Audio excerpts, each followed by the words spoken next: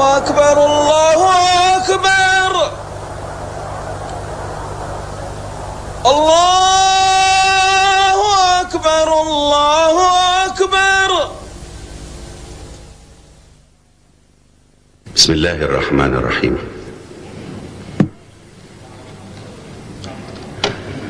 أيها الإخوة والأخوات. Mes frères et sœurs, c'est avec un grand plaisir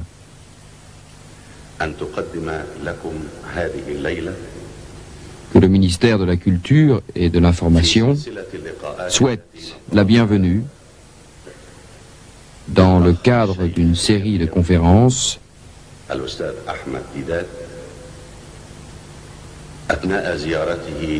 à notre frère très cher, Cheikh Ahmed Deedat.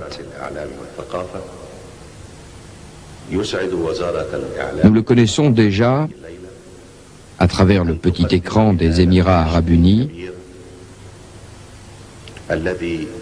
lors de la conférence exclusive « La Bible est-elle la parole de Dieu ?»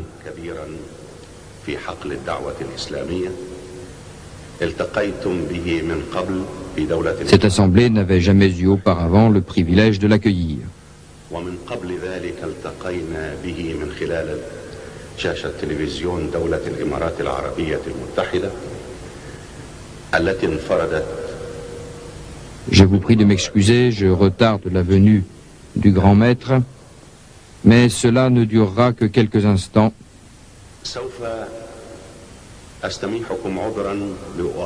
Celui de répondre aux questions qui nous ont été posées à son sujet au ministère. لأن كثيرا من الأسئلة قد طرحت عليه وعلينا في وزارة الإعلام للتعريف به.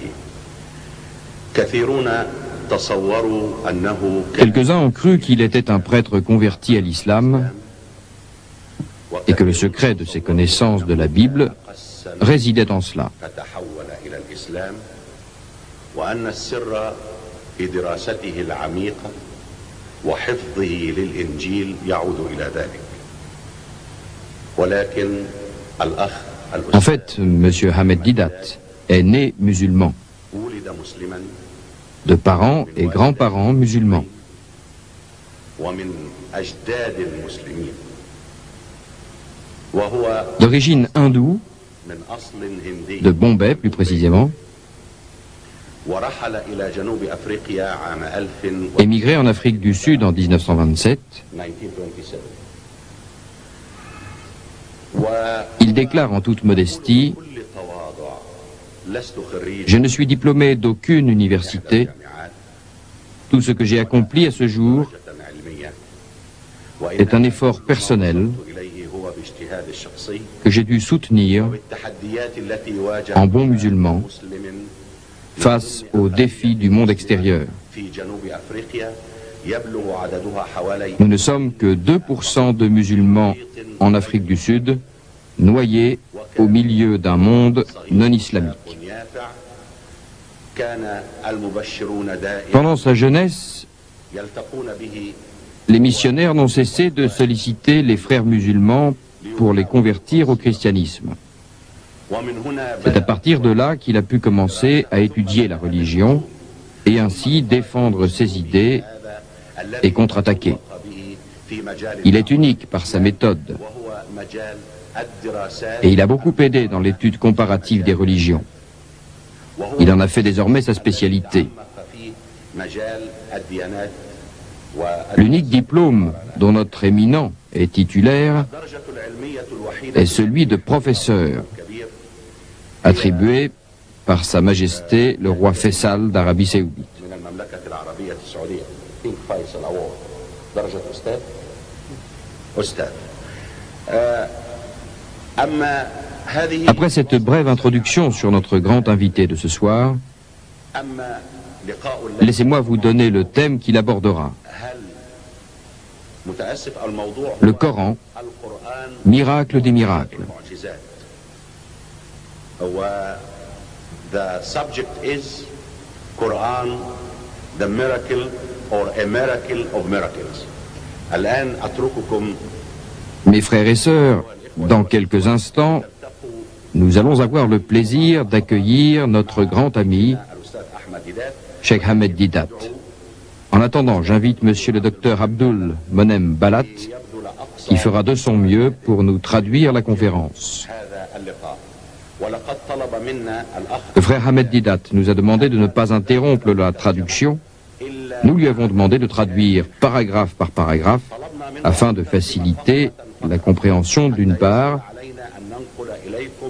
et de pouvoir rester le plus fidèle au texte possible d'autre part. Le Cheikh Ahmed Deedat, avec son expérience, son âge et le flux de ses pensées, veut que personne n'intervienne. Nous respectons donc la volonté de notre grand invité. Ainsi, la tâche du docteur Abdul Monem ne sera pas facile. Maintenant, mes frères et sœurs, nous allons applaudir notre grand invité, Cheikh Ahmed Deedat.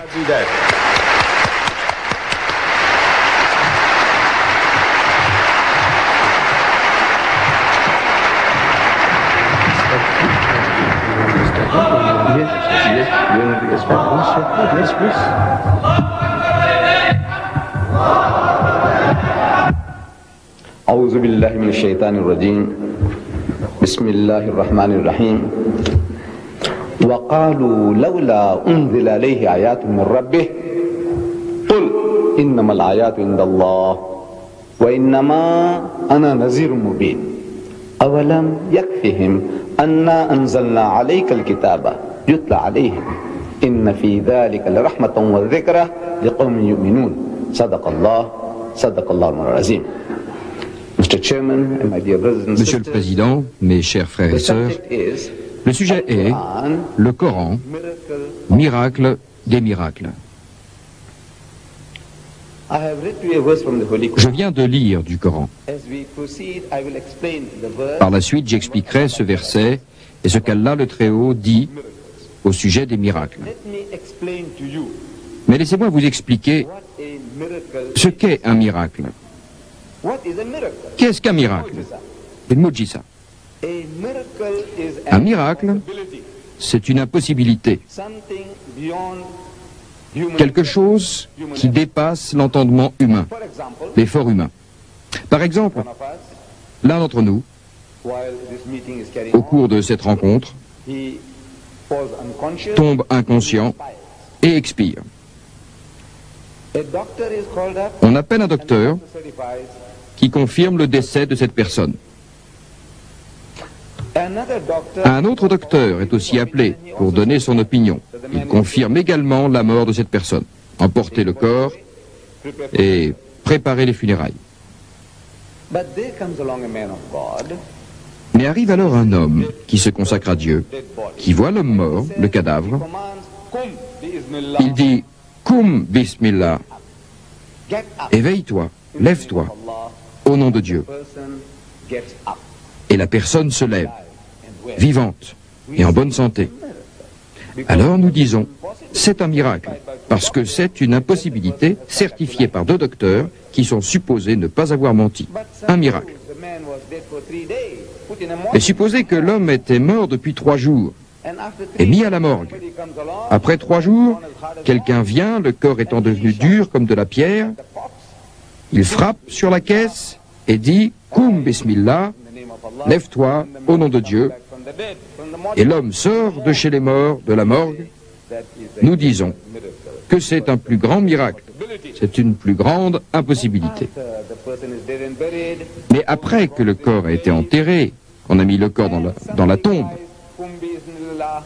si quelqu'un crie « Koum bismillah » et que la personne se lève de la tombe vivante et en bonne santé, c'est un miracle encore plus grand.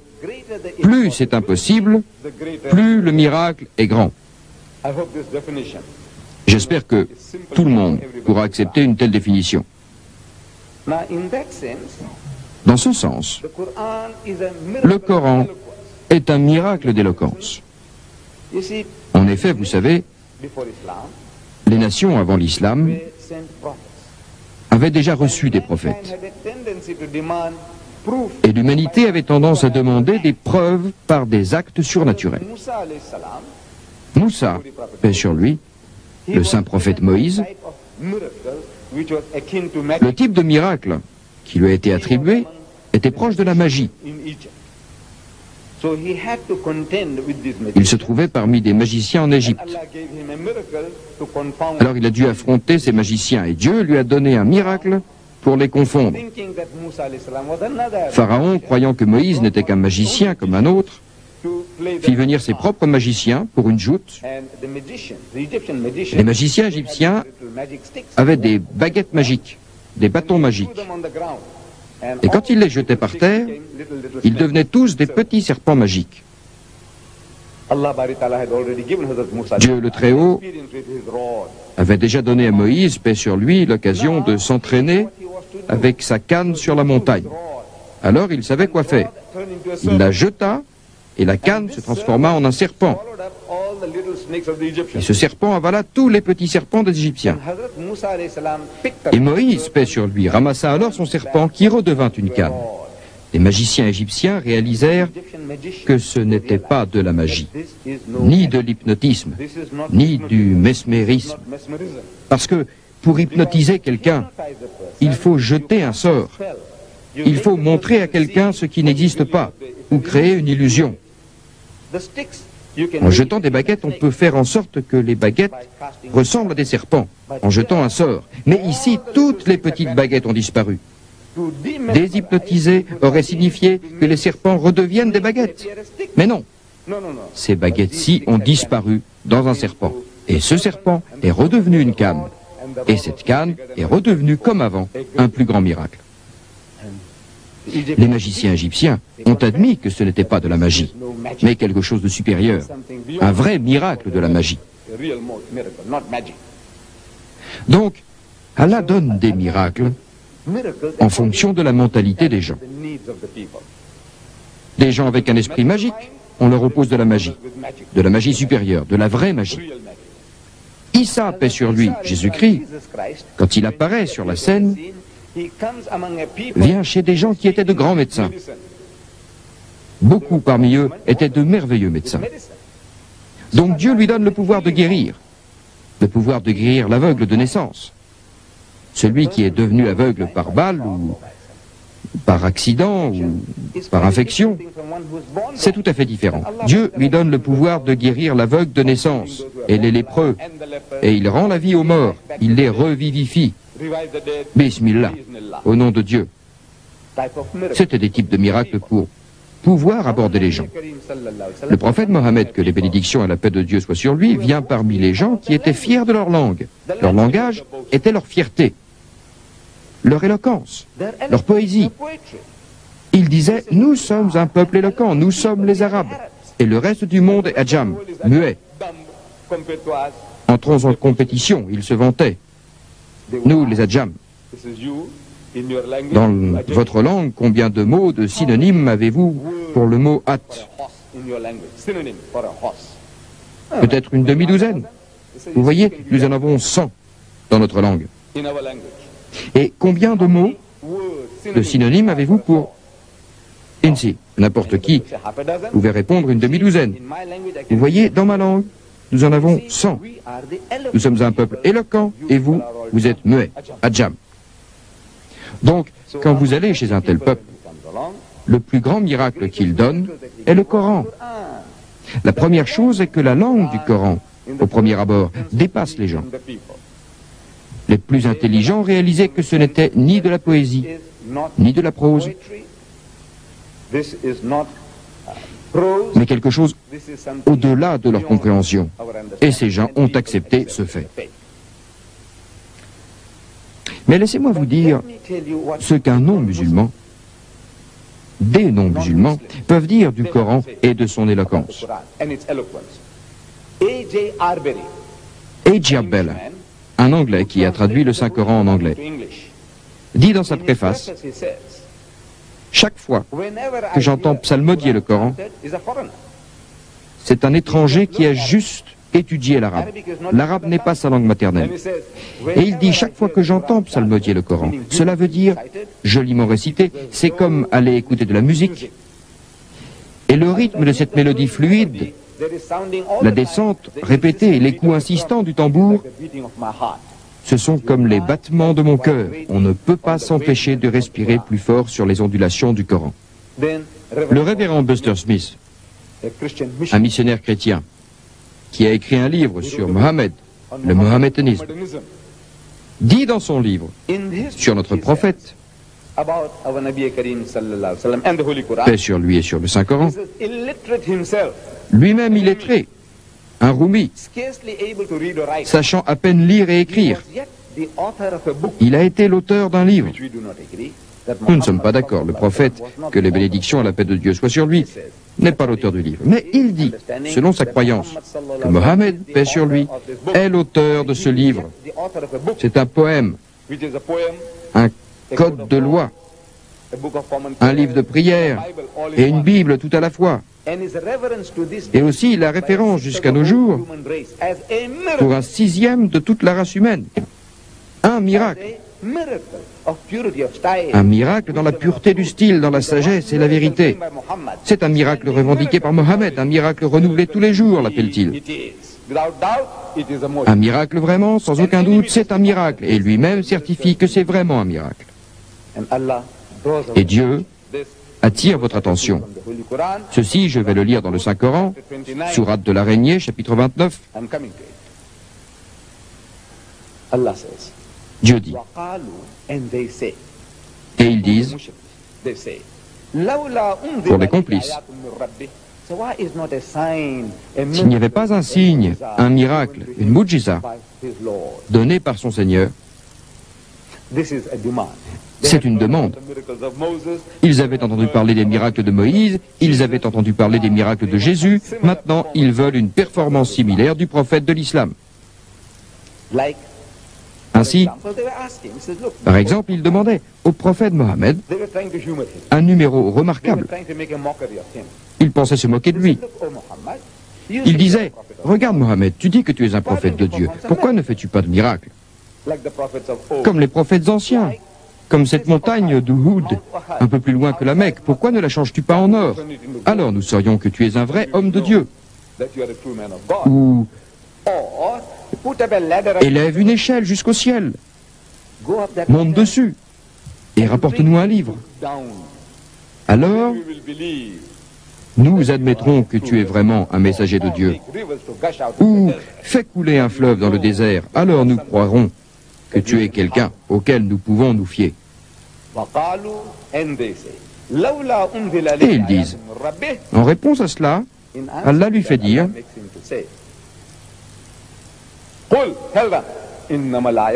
dis, les miracles sont dans la main de mon Seigneur, dans la main de Dieu. Je suis seulement un messager droit, simple, un messager. Si ça ne vous suffit pas,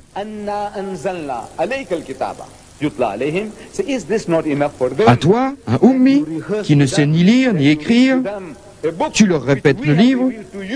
Si ce n'est pas assez comme miracle, vous connaissez cet enfant, Mohammed. Il a grandi sous vos yeux. Et jusqu'à 40 ans, il était comme un de vos enfants.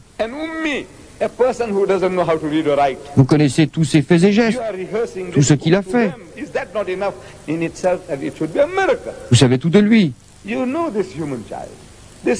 Et cet homme qui a toute sa tête vient maintenant vous répéter le livre. Si cela ne vous suffit pas comme miracle, le livre lui-même, dit Dieu, est un miracle. Et c'est vraiment un miracle. Un miracle. En l'occurrence, nous, musulmans, nous croyons que ce livre, Dieu le Très-Haut l'a révélé au saint prophète Mohammed, paix sur lui. Les ennemis de l'islam sont d'accord que ceci est le livre que Mohammed a laissé. Mettez-les devant l'évidence. Ils disent que c'est le livre que Mohammed a laissé, mais ils disent que ce n'est pas là le halam d'Allah.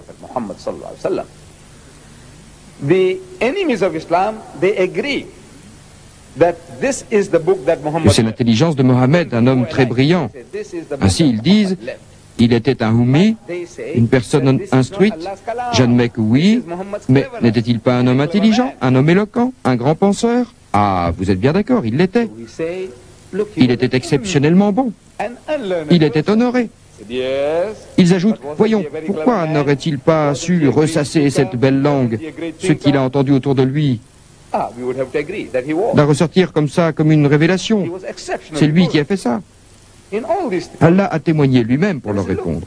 Il dit, il ne parle pas de sa propre initiative, c'est une inspiration qui lui est venue. Il a parlé par mon pouvoir puissant. Nous croyons que c'est la parole de Dieu. Dieu en témoigne et nous aussi. Mais les autres disent, non, c'est l'œuvre de Mohammed. Alors je vous dis, mes frères et sœurs, pour un moment soyons d'accord avec les sceptiques, les cyniques et les critiques. Soyons d'accord avec eux et admettons que ceci est le livre dont l'auteur est Mohammed même. Il ne l'est pas, disons très bien.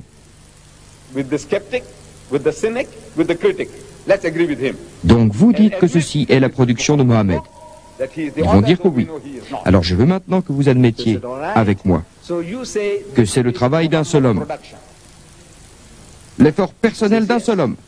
S'il l'a fait, c'est l'œuvre de Mohammed. Nous n'avons pas la réputation d'admettre cela, que c'est son œuvre. Mais moi, je vous dis d'accord. Dans ce cas, j'ajoute, maintenant je vous présente ce livre dans sa réelle grandeur, dans sa vraie taille. Voilà donc le travail d'un seul homme. Vous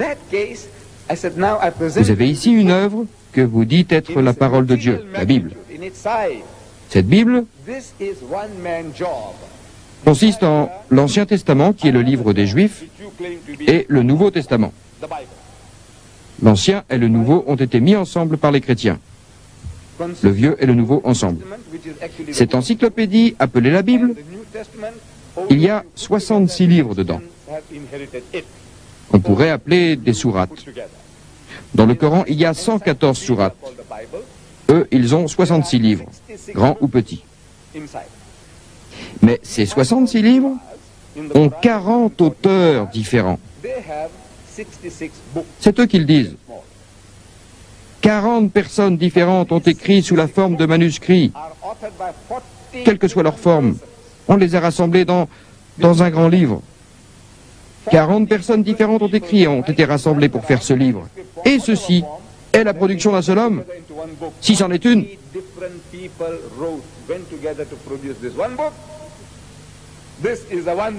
je prends ces livres rassemblés dans la Bible.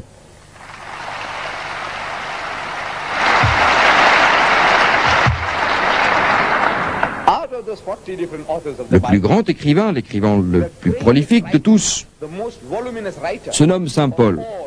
Le vrai fondateur de la chrétienté, c'est Saint Paul.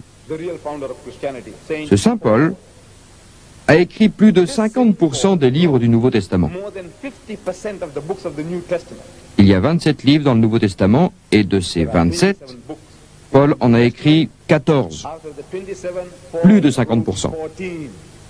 Mais ces 14 livres mis ensemble ne font pas plus que ce que je montre. Là, pas plus que ça. 14 livres ensemble. Le plus grand écrivain, l'écrivain le plus instruit, 14 livres. Voilà le travail d'un seul homme. Cette grandeur physique, nous disons que c'est un miracle. Et ce livre, le Coran, ne parle pas de n'importe quoi pour faire du remplissage. Non, non, non, non.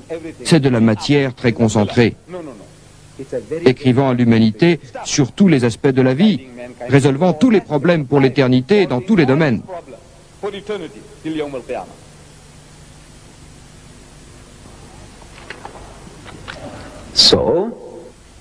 Donc, j'y reviens.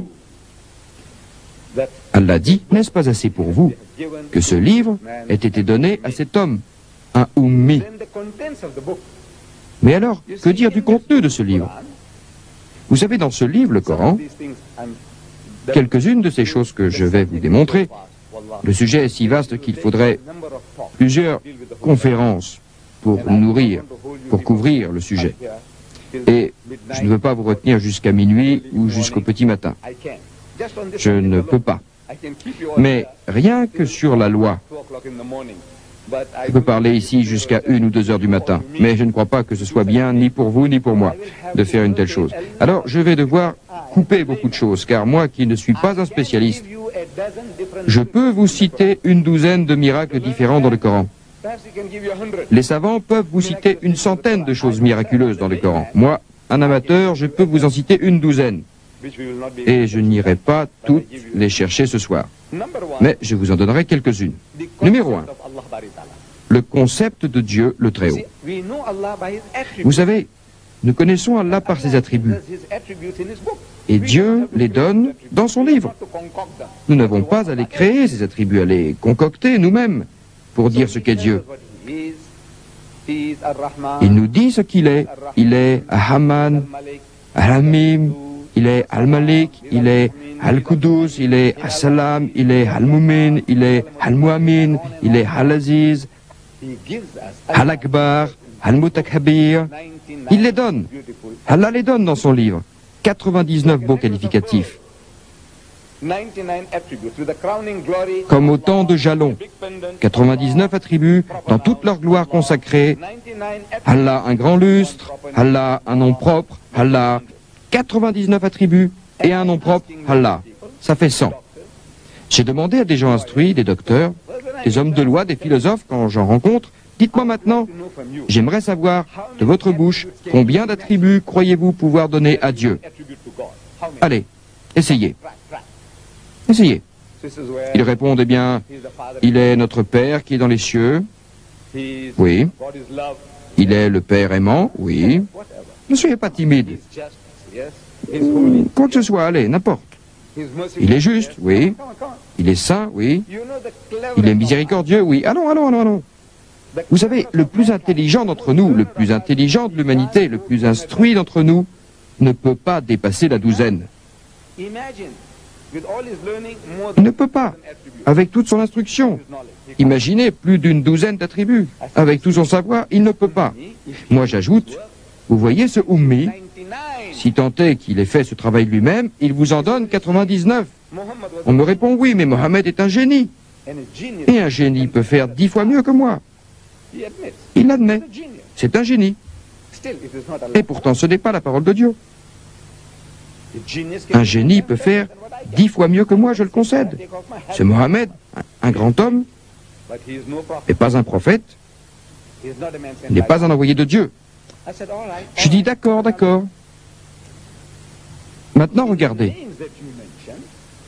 Dans les noms que vous avez mentionnés, le premier est notre Père qui est aux cieux. En quelques essais, disons dans les 6 premiers, vous ne pouvez pas vous empêcher d'utiliser le mot Père. Ils disent notre Père qui est aux cieux. Ce serait en son nom qu'ils le combattraient. Le Père aimant dans les cieux. Dans les 6 premiers, il faut toujours que vous utilisiez le mot Père. Ils disent oui. N'importe qui essaie. Le Père est donné bien avant tous les autres. Avec les chrétiens, c'est bien connu. Les Juifs l'appellent notre Père qui est aux cieux et les chrétiens l'appellent notre Père qui est aux cieux. Les communistes disent seulement Père. Et vous savez quoi? Dans la liste des 99, le mot Père n'y est pas. Ça, c'est un miracle. C'est un miracle que cette liste ait été constituée sur 23 ans. Alors que les gens parlent du Père qui est aux cieux, Père qui est aux cieux, aussi facilement que ça, lui, il ne le choisit pas. Il ne l'utilise pas. Consciemment ou non, il n'utilise pas ce mot. Mais nous savons bien que c'est voulu et que ce n'est pas lui, que c'est Dieu le Très-Haut. Il ne fait pas usage du mot Père, alors qu'en arabe, c'est plus facile à dire que Rab. C'est le Seigneur aimant et pourvoyant aux besoins du monde. Rab.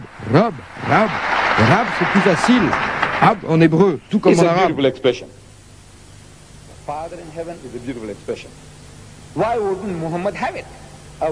C'est une très belle expression. Notre Père qui est aux cieux. C'est une très belle expression. Pourquoi Mohammed ne l'aurait-il pas utilisé? Pourquoi Dieu ne l'aurait-il pas autorisé? Vous savez pourquoi? Parce que ce mot ce nom, cet attribut, ce beau qualificatif, on en a abusé. C'est un très beau qualificatif, mais les mots ont tendance à changer de sens. De bons mots, de beaux mots, des mots innocents, comme le mot camarade. Vous voyez ce mot camarade? C'est comme sahab, mon ami, mon compagnon, compagne, ami, en français, une personne que vous rencontrez souvent, avec qui vous mangez, c'est le compagnon. Compagnon de table, avec qui nous partageons le pain en toute fraternité. Beau mot, compagnon. Camarade, c'est beau. Et vous savez, aux États-Unis, si vous vous adressez à moi en m'appelant camarade Didat, la CIA et le FBI vont enquêter sur moi, m'arrêter et me fouiller, pour savoir quelle est ma philosophie, ce que je prêche. Vous le savez bien. J'espère que vous n'allez pas faire la même chose avec moi. Pourtant, c'est le mot. Le mot est beau. Regardez dans un dictionnaire, la signification dans un dictionnaire est innocente, bonne. Mais cela a d'autres associations d'idées dans l'esprit des gens. Camarade est associé au communisme, à l'Union soviétique. Et il y a d'autres mots comme gay, G-A-I, gay. C'est un beau mot. Quand j'étais jeune et que j'allais à l'école, on m'enseignait la poésie anglaise. Je m'en souviens encore. J'ai 70 ans et 4 jours et je m'en souviens encore. Les dames et les doux seigneurs gays sur la montagne toute la journée. Les dames et les doux seigneurs gays sur la montagne toute la journée. Beau mot, vous savez. Heureux et gai. Il est heureux et gai. C'est une personne joviale. Les dames et les messieurs, les femmes et les hommes, tous ce sont des gens très heureux, heureux et gais. Des gens joyeux, joviaux. Beau mot. Mais maintenant, ce mot a une connotation tout autre. En grandissant, j'ai lu les journaux. J'ai lu que ce mot gay semblait louche. Mais de quoi parlait-il? Gay. Gay. Ce n'est pas le gay que j'ai appris à l'école. Il y a quelque chose de louche. Pendant longtemps, je n'ai pas compris. Il y avait quelque chose de louche. Vous savez, chaque fois que je lisais le mot gay dans les journaux, je ne comprenais pas. Un si beau mot, qu'est-ce qu'il y a? De quoi parle-t-il? C'est louche. Pourquoi? Parce que j'utilisais ce mot gay.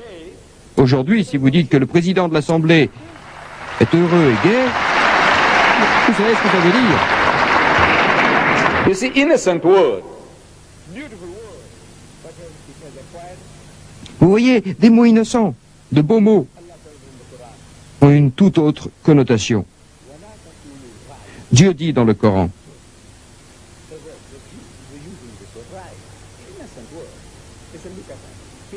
c'était les Juifs. Ils utilisaient le mot Raïna, un mot innocent, dont la première signification est « regarde-nous ». Mais il a une autre signification que celle qui vient d'abord à l'esprit. C'est « sorti de la piste ». Alors Dieu dit « n'utilisez pas des mots à double sens. Vous savez utiliser le mot « Raïna », alors que derrière la tête, vous essayez de dire quelque chose d'autre. C'est passé dans le langage courant chez eux de dire que vous êtes en pleine poussière, que vous êtes sorti de la piste. Ne parlez pas comme ça, dites « uzurna ». N'utilisez pas des mots comme ça, des mots similaires qui changent de sens. Le Père qui est aux cieux, beau mot, mais il a une autre connotation. Dans la chrétienté, ils nous disent que Jésus est le seul Fils engendré, non pas créé. C'est dans leur catéchisme. Les catholiques romains, les anglicans, les presbytériens, les luthériens, les méthodistes, tous dans leur catéchisme. Les principes religieux qu'ils diffusent dans la rue ou qu'ils enseignent à leurs enfants dans leurs églises, ils disent que Jésus est le seul Fils engendré, non pas créé. Ne vous méprenez pas, ce n'est pas comme Adam. Adam, paix sur lui, a été créé par Dieu. L'âne et le bœuf ont été créés par Dieu. Ils disent que Dieu est le Créateur. C'est lui qui nourrit et pourvoit aux besoins. Le Rabbalamin. Mais Jésus n'est pas comme ça. Il a été engendré, non pas créé. Et s'il y a un sens à ça, c'est quoi? Ils attribuent à Allah le Très-Haut une nature humaine, les lois et le fonctionnement du sexe. Et Allah réagit très fort. la sourate Maryam. Et ils disent qu'Ar-Rahman, Dieu le tout miséricordieux, a engendré un fils. Dieu dit quelle abominable association ils commettent. C'est la pire des injures que vous puissiez trouver. La pire des injures. Vous voulez l'injurier? C'est la pire des choses que vous puissiez dire, qu'Allah a eu un fils. Vous lui attribuez une nature humaine, les lois et le fonctionnement du sexe. Le ciel en a presque craqué, et la terre va presque se fondre, et les montagnes s'effondrer.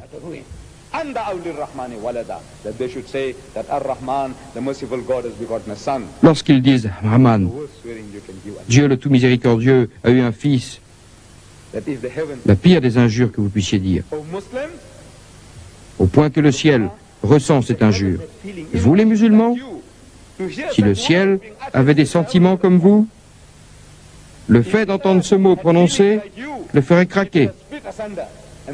Si la terre avait des sentiments comme vous, elle se fondrait et les montagnes s'effondreraient. Atomisées. Quelle injure horrible vous faites au Très-Haut. Est-ce que cela émeut les musulmans? Pas du tout. Cela n'émeut personne. C'est étonnant. C'est une situation étonnante. Vous voyez dans le monde non arabe, les musulmans du monde non arabe, 90% des musulmans du monde ne sont pas arabes. Ils ne connaissent pas l'arabe. On nous a appris le Coran par la lecture, nous le lisons. Parfois, nous le lisons d'une façon bien plus belle que beaucoup d'arabes. Certains sont hafiz. Ils le connaissent en entier, par cœur. Mais nous n'en comprenons pas un mot.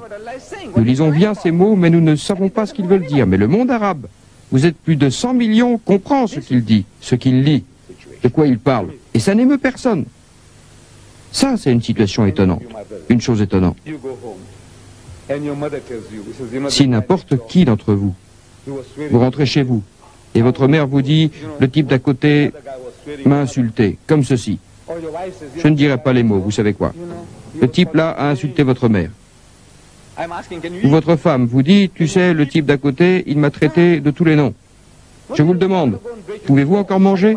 Pouvez-vous dormir? Non. Ce qui se passe, c'est que vous voulez lui tirer dessus. Qu'il passe 2 semaines KO, lui faire sa peau, non? C'est ce qu'on ressent pour notre sœur, notre femme, notre fille. Et nous disons que nous aimons Dieu plus que tout cela. Et pourtant, quand ils l'insultent, qu'ils utilisent ces mots, rien, pas de réaction. Vous savez quoi? Ceux qui sont courageux, ce sont les autres. Nous sommes des morts vivants. Des morts vivants. Nous sommes sur le Sirat al-Mustaqim. Mais nous sommes des gens morts, nous sommes des morts sur la bonne voie. Les autres, les ennemis, ils sont sur la mauvaise voie, mais ils sont vivants. Ils sont vivants sur la mauvaise voie, et nous sommes morts sur la bonne voie. So Allah reacts. Allah reacts. Alors Allah réagit. Allah réagit. La pire des injures que vous puissiez dire, c'est cela. Nous, que faudrait-il que nous fassions? Je réponds à cela, leur parler, le leur dire. Je ne dis pas de les injurier, de leur tirer dessus, de les tuer, de leur envoyer la troupe. Non, non, non, non, non. Allah dit, emploie, toi, par la sagesse, par l'exhortation douce, à appeler les hommes vers le Seigneur. Discute avec eux sur un ton modéré. Dieu seul peut discerner ceux qui s'écartent de sa voie et ceux qui la suivent de près. Et moi j'ajoute, tendez un hameçon. Je vais en Occident, je vais en Angleterre, je vais en Amérique et je leur parle. Je leur dis, vous savez, l'anglais est une langue étrangère pour moi, et celle-là effectivement, c'est une langue étrangère. Je l'ai acquise. Saviez-vous, parce qu'ils ont conquis mon pays et que je suis allé dans une colonie britannique. Alors ils m'ont appris l'anglais et je parle anglais. Si les Français avaient conquis mon pays, j'aurais parlé français. Si les Espagnols avaient conquis mon pays, je parlerais espagnol. Mais vous, les Anglais, les anglophones, vous avez conquis mon pays, alors vous m'avez appris à parler l'anglais, bien que ce soit une langue étrangère pour moi. Je voudrais que vous m'aidiez, c'est votre propre langue. Vous dites dans votre catéchisme, Jésus est le seul Fils engendré. Engendré, non pas créé. Je dis, s'il vous plaît, expliquez-moi ce que vous essayez de mettre en évidence. Vous voulez dire quelque chose de spécial? Vous voyez, je peux appeler ce jeune homme et dire, tu es mon fils, et je suis sûr que l'enfant ne se fâchera pas. Ni son père ni sa mère ne se fâchera si je l'appelle mon fils. Et si quelqu'un me demande s'il est vraiment mon fils, je dois répondre non. Vous voyez, ce jeune homme, je l'aime depuis qu'il est enfant. Il vient me rendre visite comme un petit-fils, c'est pourquoi je l'appelle mon fils. Et il m'aime comme un père, ou comme un grand-père, ou comme un vieil oncle. Il m'appelle mon oncle ou grand-père, c'est la même chose. C'est une relation. Et si au lieu de cela, je réponds, oui, il est le fils que j'ai engendré, vous voyez ce que je suis en train de dire? Ce que j'insinue? J'insinue que c'est un enfant illégitime, et qu'il n'est pas le fils de son père, mais le mien, que je suis responsable de sa naissance. La pire des injures à faire, c'est ça. Si vous savez ce que cela veut dire. Donc, je veux simplement savoir sur quoi vous voulez mettre l'accent, c'est tout. Que pouvez-vous me dire, s'il vous plaît? Expliquez-moi. Par Dieu, je vous le dis, vous ne rencontrerez aucun anglophone capable de vous l'expliquer. Vous ne pouvez rien lui demander de plus difficile que de le supplier de vous expliquer ce qu'il essaie de dire, ce qu'il veut dire quand il dit engendrer, non pas créer. Que voulez-vous me dire par là? Comment cela se fait-il? Dites-le-moi. Celui qui s'est approché le plus d'une tentative de réponse, c'est un Américain. Vous savez, les Américains sont assez militants. Oui. Il faut être entraîné, ils s'accrochent. Et les gens combatifs, c'est un bon matériau. C'est le meilleur matériau à battre. Pas diplomate. Ils battent la campagne, ils se battent sans vous donner des coups par derrière. Pas hypocrites, ils vont droit au but. Et mènent une bataille intellectuelle. Et les Américains sont bons là-dedans. Ils sont comme ça.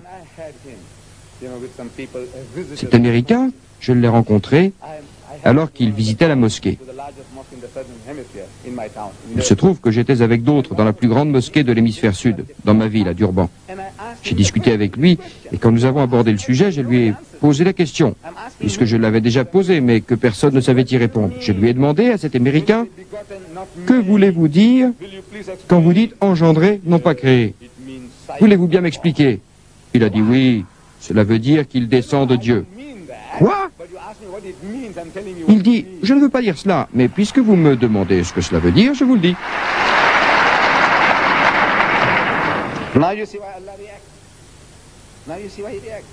Vous voyez pourquoi elle a réagi? Vous voyez pourquoi il réagit? Descend d'eux est un terme utilisé pour les animaux. Vous savez, ils conservent les pédigrés des chevaux. Et ils peuvent vous dire qui était le père et la mère de ce cheval, et la grand-mère, et l'arrière-grand-père, etc. Pédigré de chevaux, pédigré de vaches. Boum, le pédigré. Quels étaient leurs noms? Qui était l'arrière-grand-père de ce taureau? Et d'où il vient? La grand-mère du taureau est venue d'Inde il y a 100 ans, et son grand-père, etc. Il est l'arrière-petit-fils. Pédigré. Ils utilisent ce terme dans la généalogie des animaux. Descend. Ce taureau descend de tel taureau. C'est ça. C'est vraiment louche, ce que cela veut dire. C'est le terme consacré. Ce terme de père n'est pas dans le Coran. C'est un beau mot, mais il n'y est pas. Je vous dis que ça, c'est un miracle. Les 99 noms sont des miracles. Et si vous voulez les compter, comptez-les. Le miracle, c'est que les communistes les plus incroyants, qui aient été depuis plus de 23 ans, ne le comprennent pas. Et Dieu en a fait un mot interdit. Ne l'utilisez pas. Rab, c'est rab, pas ab. Un miracle. La substance du message. Dieu dit. Un autre exemple que je vais vous donner. Les incroyants ne voient-ils pas ces athées et ces agnostiques, ces gens qui nient l'existence de Dieu, ne voient-ils pas? En d'autres termes, Dieu s'attend à ce qu'il voit, à ce qu'il puisse voir, être témoin, que le ciel et la terre étaient soudés à un moment de la création et que nous les avons séparés. À qui parle-t-il? À qui s'adresse-t-il? Au Koufar? Au Koufar il y a 400 ans? Non. Que pouvaient comprendre ces pauvres hommes? Par Dieu, que pouvaient-ils savoir de l'univers, de la création du ciel et de la terre. Que savait-il? Il ne faisait qu'accepter ce que Dieu disait. Si telle était la parole de Dieu, nous entendons et nous acceptons, nous croyons. C'était là l'iman, la foi qu'ils avaient. Ils ne savaient rien du crash. Dieu ne s'adresse pas aux pauvres incroyants du temple de Mohammed ou aux incroyants du Congo ou aux Esquimaux qui peut-être ne croyaient pas en Dieu. Non, non, non, non, non. Il parle aux scientifiques, aux hommes instruits qui n'expliquent pas au monde la pureté de la création.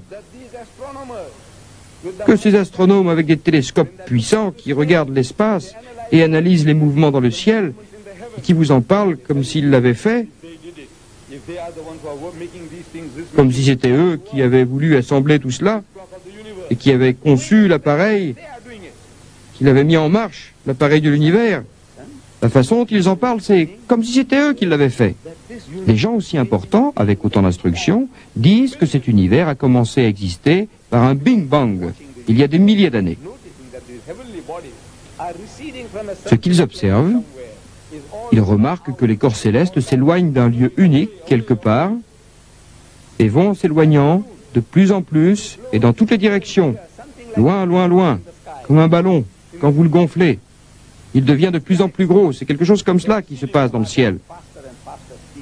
Cette galaxie, le fait qu'elle s'éloigne de plus en plus vite, une fois qu'ils atteignent cette vitesse de la lumière, presque 300 000 km par seconde, une fois qu'ils atteignent cette vitesse, nous ne pouvons plus les voir, car la lumière est à l'origine, il ne nous parvient plus, elle est partie. Donc nous devons découvrir des télescopes plus gros et de meilleure qualité pour pouvoir voir. Ils se demandent comment ne pas rater le coche. Donc vous voyez, cet univers a commencé d'exister par un Big Bang. C'est la théorie du Big Bang. Qui dit ça? Les scientifiques les plus instruits, les astronomes. Mais d'où ont-ils tiré cette drôle d'idée? Ce conte de fées du Big Bang. Non, non, non, non, non, ce n'est pas un conte de fées, c'est un fait démontrable. Nous pouvons le démontrer.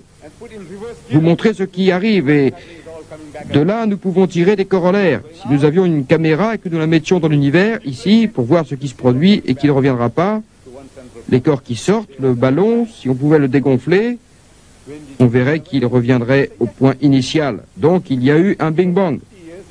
Quand a-t-on découvert ça? On vous répondra hier. Parce que 50 ans, c'est hier pour l'histoire de l'humanité. Qu'est-ce que c'est 50 ans? Rien du tout. Un homme illettré dans le désert, une personne qui ne savait ni lire, ni écrire, une personne qui ne savait pas signer son nom, ne pouvait pas connaître ça, n'est-ce pas? On va vous répondre non, impossible, un tel homme ne connaissait pas l'astronomie, n'avait pas les instruments nécessaires, n'avait pas de télescope, rien, dans le désert et parmi des gens illettrés. Et il vous le dit, cet homme du désert, il y a à peu près 1400 ans.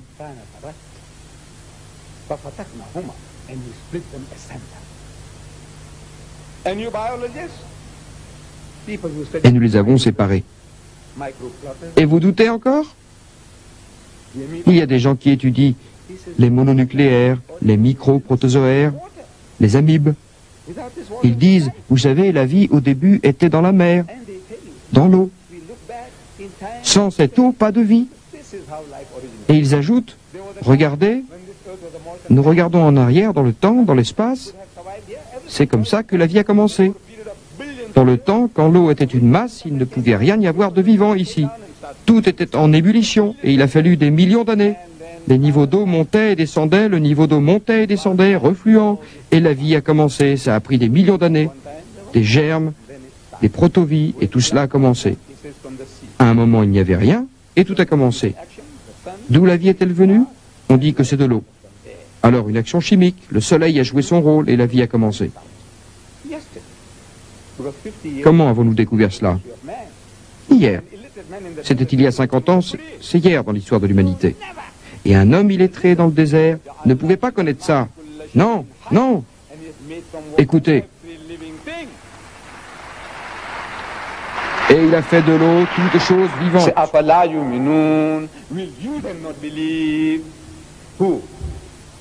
Ne croirez-vous pas?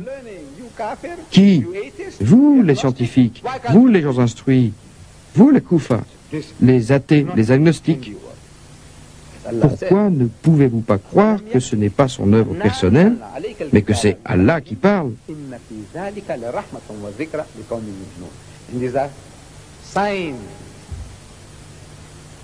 Pour cela, une bénédiction et un rappel pour les gens qui croient.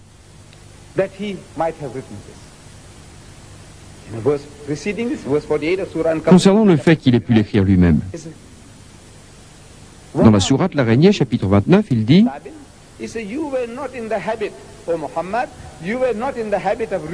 tu n'avais pas l'habitude, Mohammed, de lire ainsi dans les livres.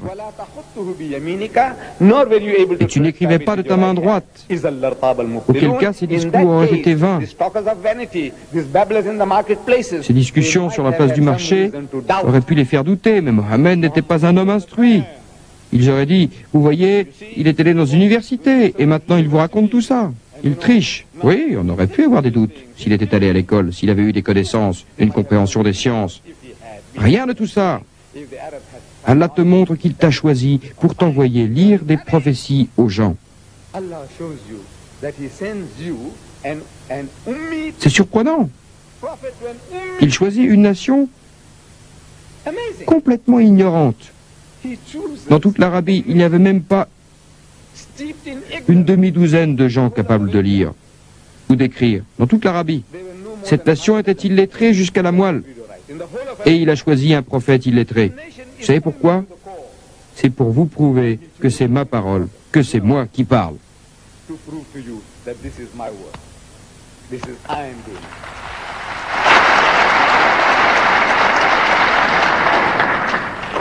Thomas Callahan a décrit ces gens et ce que le Coran a fait d'eux. C'était un pauvre peuple de pasteurs. Ces Arabes. Un pauvre peuple de pasteurs allant dans le désert sans qu'on y prête attention depuis la création du monde. Depuis le temps qu'Allah a créé, depuis lors. Ils vont dans le désert sans qu'on y fasse attention. Personne ne se retourne sur eux. Personne ne se retourne sur les Arabes. On ne dit pas que ce sont des gens intéressants, qu'il y a de belles femmes, rien, rien. On ne s'y intéresse pas. Qui aurait fait attention? Peu de chance que quiconque leur fasse honneur. Peu de chance. Qui l'aurait fait? Des gens qui tombaient amoureux de leur belle-mère, qui enterraient leur fille vivante, qui dévalisaient le butin ou de petites choses, qui s'entretuaient l'un l'autre, des cannibales. Qui s'y serait intéressé? Alexandre le Grand est passé à côté d'eux. Les Perses passaient à côté d'eux. Les Romains passaient à côté d'eux. Et personne ne s'intéressait à ces déchets humains. Il dit un pauvre peuple de pasteurs. Thomas Callahan dit un pauvre peuple de pasteurs allant dans le désert sans qu'on y prête attention depuis la création du monde. Voyez, ceux à qui on ne faisait pas attention deviennent intéressants. Ces petits sont devenus plus grands. Et en un siècle après cela, l'Arabie régnait sur Grenade d'un côté et Delhi de l'autre. Grâce à la fabuleuse séduction, au génie éclairé, l'Arabie brillait sur une grande partie du monde. La croyance est grande, elle porte la vie. L'histoire de la nation devient pleine de fierté, la vie y est remarquable, la croyance est remarquable. N'est-ce pas comme une étincelle, et le monde n'est plus noir et insensé.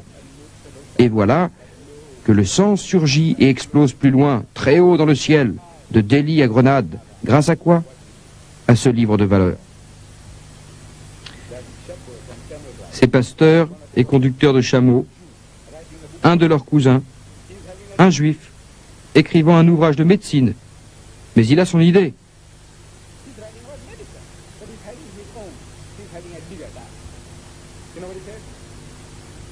Il a une niya. Vous savez ce qu'il dit? Il dit des gardiens de chèvres et des conducteurs de chameaux assis sur le trône des Césars. Des gardiens de chèvres et des conducteurs de chameaux assis sur le trône des Césars. C'est l'œuvre de Dieu.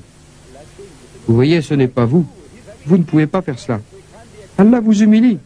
Voilà ce que moi je peux faire. Vous vous croyez grand, mais je dis qu'ils peuvent former une tribu plus grande encore. Ils ont pu voir que vous, des gardiens de chèvres et des conducteurs de chameaux, Allah vous a rendu suprême. Il a fait que vous gouverniez la moitié du monde connu. C'est le livre. C'est ce qu'il a fait et il dit, faites de même une autre fois. Le livre, c'est le miracle des miracles. Un autre exemple. Dans la sourate Yassine, chapitre 36, verset 36, Dieu décrit la sexualité dans le règne végétal et dans le règne animal. Et il dit des choses que nous ne connaissons pas, qui ont été découvertes récemment. Il dit, gloire à lui qui a créé des couples dans toutes choses, de ce que fait pousser sur la terre, dans le règne végétal, chez vous-même, dans le règne animal, et de ce que vous ne connaissez pas. Des couples de toutes choses. C'est une découverte récente. Les plantes et même les fleurs ont un sexe. Il y a des fleurs qui sont à la fois mâles et femelles. Et il y a des plantes qui ont des sexes séparés, comme le palmier dattier. Les arbres mâles sont différents des arbres femelles. Et bien sûr, les Arabes ne connaissaient pas ça. Nous ne le savions pas. L'humanité ne le savait pas.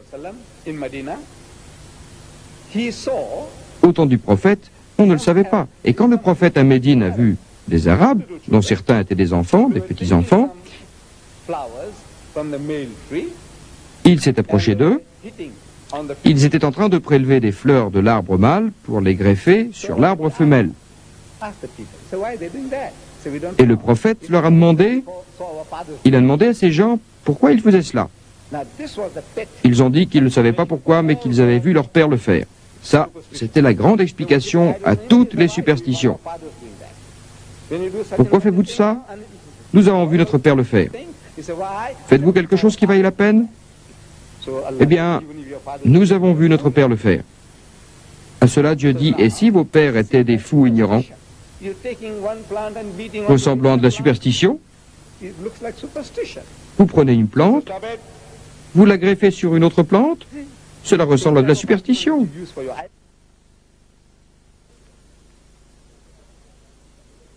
Like superstition. So it's a stop it. See, the same type of argument which you use for your idol worship, now using for this. Vous dites ce que papa faisait est utile pour vous, vous dites ce que papa faisait est utile pour vous aussi, arrêtez. Alors ils ont arrêté. Et il y a eu une mauvaise récolte. Cette année-là, à Médine. Alors ils sont venus se plaindre à lui en disant, voilà, regarde ce que tu nous as dit de faire, regarde à quoi ça ressemble, regarde nos dates. Alors le prophète, paix sur lui, a dit, d'accord, vous pouvez continuer à greffer les plantes. Ils ne savaient pas que telle plante était une plante mâle et telle autre une plante femelle. Eux, les Arabes, ils avaient découvert par hasard que parfois, de deux arbres, l'un était plus gros que l'autre était abandonné et ils disaient, celui-là est très bon. Et ils commençaient à semer, à le laisser pousser. Puis ils découvraient qu'il ne fallait pas faire ça parce qu'ils ne savaient rien du rôle des abeilles et du vent. Mais ce n'est pas aussi efficace que si vous le mettez dans une entaille, parce que si vous les faites se rencontrer physiquement, la plante mâle vient rencontrer la plante femelle. C'est la même chose pour la papaye. C'est bon, j'en ai planté, j'aime beaucoup en manger, alors j'en ai mis 2 dans mon jardin. Ces 2 arbres ont commencé à pousser. Je ne sais pas comment vous l'appelez, non, c'est popo, papayer. Papaye. Il dit papaye. Bon. Ils ont commencé à pousser et à un certain moment à donner des fruits délicieux. Ils m'ont plu. Alors j'ai pris les graines et j'en ai planté de nouveau. Rien. J'ai continué à planter des graines. Il ne se passait rien. Alors j'ai séché des graines dans la cendre et je les ai plantées. Et il ne s'est rien passé. Chaque moyen de traiter, j'ai essayé tous les moyens de traiter les graines, rien. Et je n'y comprenais rien. Pourquoi? Pourtant, les premiers avaient bien grandi. Mais là, rien ne sortait de mes graines. Or, les graines avaient l'air parfaites. Et il m'a fallu longtemps pour découvrir ce que Dieu dit.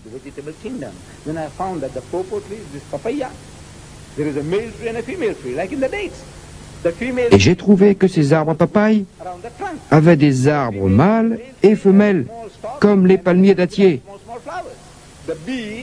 Un arbre femelle a des grosses fleurs qui poussent tout autour du tronc, et un arbre mâle a des petites souches, et au bout de ces petites souches, il y a des petites fleurs. Les abeilles et le vent font tout le travail de pollinisation. S'il y a un arbre mâle dans les environs, il y aura des fruits, mais s'il n'y a pas d'arbre mâle, vous pouvez avoir 100 arbres femelles, vous obtiendrez des fruits, mais les graines seront inutiles, sans valeur. On ne peut pas planter ces graines, vous ne pouvez rien en attendre, elles vieillissent sans rien donner. Il y a plus de 1400 ans, Dieu le Très-Haut, par l'intermédiaire de son prophète illettré, a dit, gloire à lui, un miracle de science.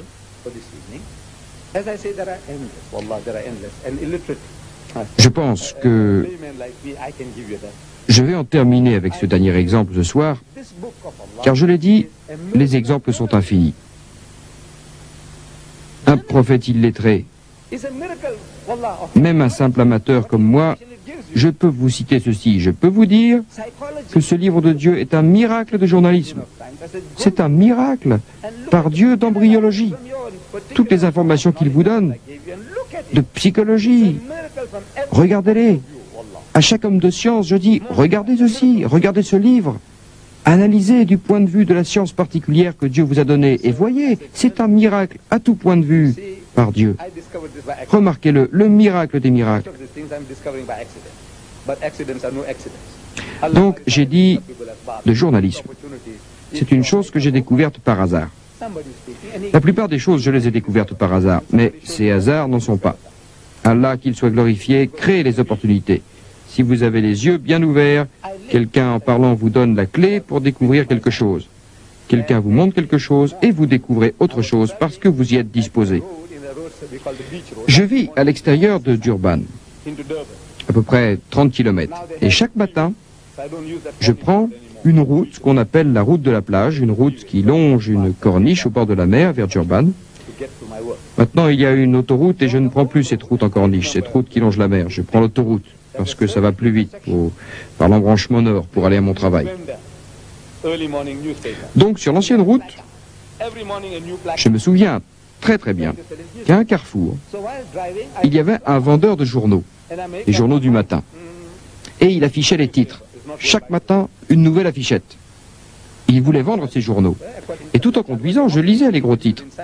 Je me disais, les journaux, ça ne vaut pas la peine de les acheter aujourd'hui. Ce qu'il y avait sur les affichettes ne m'intéressait pas. Ce qu'il y avait dans les journaux d'après les affichettes, les nouvelles qu'ils donnaient, ne m'intéressaient pas. Mais une fois que j'avais garé ma voiture à Durban, au centre-ville, parce que je la gare en ville, puis je continue à pied jusqu'à mon bureau, à un autre carrefour, et je voyais le même journal. Pas le même vendeur, mais le même journal. Et l'affichette était différente. Je lisais l'affichette et j'achetais le journal. Le même journal du matin, mais l'affichette était différente. C'est arrivé souvent. Je ne voulais pas acheter, puis j'achetais quand même. Je ne voulais pas acheter, puis j'achetais quand même. Et j'essayais de comprendre pourquoi cela se produisait. Je ne voulais pas en acheter, pourtant j'achetais. Pourquoi? J'ai soudain réalisé. J'ai compris le truc. Le truc était qu'au carrefour dont j'ai parlé, sur la corniche, le quartier est un quartier blanc. Les Européens y vivent. Vous savez, nous sommes séparés selon les races. Et les affichettes plaidaient en faveur du leadership blanc. Elles faisaient en sorte que l'homme blanc morde à l'hameçon et achète le journal. Les affichettes s'adressaient à eux, aux blancs. Ça ne m'intéressait pas. On parle de Solar Bard, vous savez, une de nos athlètes de course à pied. Solar Bard, je ne m'intéresse pas. On dit qu'elle a gagné, et alors? Autre chose, sur quelqu'un d'autre. Un joueur de football a gagné $1 million, et alors? Ça ne m'intéresse pas. Mais en arrivant en ville, j'étais dans la zone indienne. Vous savez, on est séparés par race. Et les affichettes, les journaux du matin avec leurs affichettes, là c'était quelque chose qui me touchait. Alors j'achetais le même journal. Pas un journal différent, mais ils avaient des articles différents sur des sujets différents. Ils ne trichaient pas. Pour les Blancs, ou pour les Indiens, pour les Africains, et pour les Métis, des affichettes différentes. Du moment que le poisson mord. Et ils savent comment pêcher. Je me suis dit, voilà leur jeu. Comment je me faisais avoir. Je ne le voulais pas, mais j'achetais quand même. Le meilleur journaliste est donc celui qui peut vous apporter l'affichette qui fera en sorte que tout le monde achète. Même pas des affichettes différentes. Il écrit des articles, il rédige des sujets, et s'il fait une affichette, il se dit les Pakistanais achèteront, les Bengalis achèteront, les Arabes et les Américains achèteront, tout le monde achètera. Si vous dénichez un journaliste comme ça dans Le Monde, ou dans Paris Match, chut, les journaux ne laisseront jamais partir. Vous vous rendez compte? Chaque jour une affichette qui fait en sorte que tout le monde achète. Le maître journaliste. Et Mohammed, que les bénédictions et la paix de Dieu soient sur lui, est un journaliste de ce genre.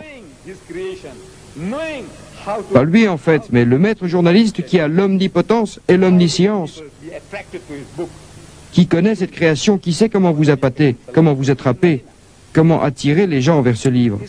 Il vous le montre, le prophète, paix sur lui, à Médine. Il était entouré de consorts, son propre peuple. C'étaient des malfaiteurs. Il était entouré d'hypocrites. Pas des musulmans, des juifs, des chrétiens. 5 différents groupes de gens. Et vous voulez vendre un journal? Vous avez une idée à proposer? Comment appâter le client? 5 différents groupes de gens? Écoutez, il dit, pas lui, mais Dieu par son intermédiaire, utilisant ses lèvres, il dit,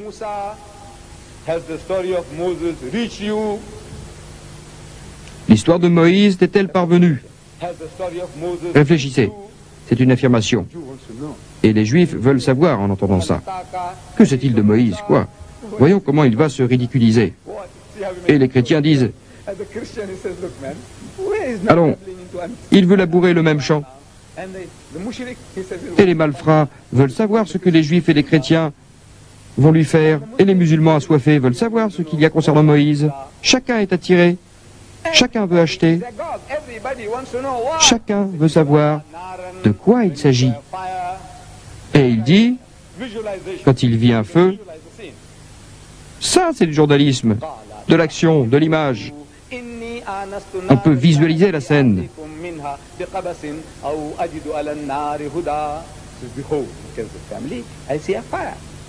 Et il dit à sa famille, restez ici, j'ai vu un feu. Et peut-être rapporterai-je une braise pour allumer un feu.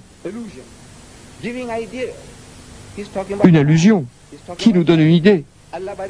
Il parle de feu, d'être guidé. Dieu le Très-Haut lui lance un appât. Il lui lance un appât. Vraiment, il a besoin de feu.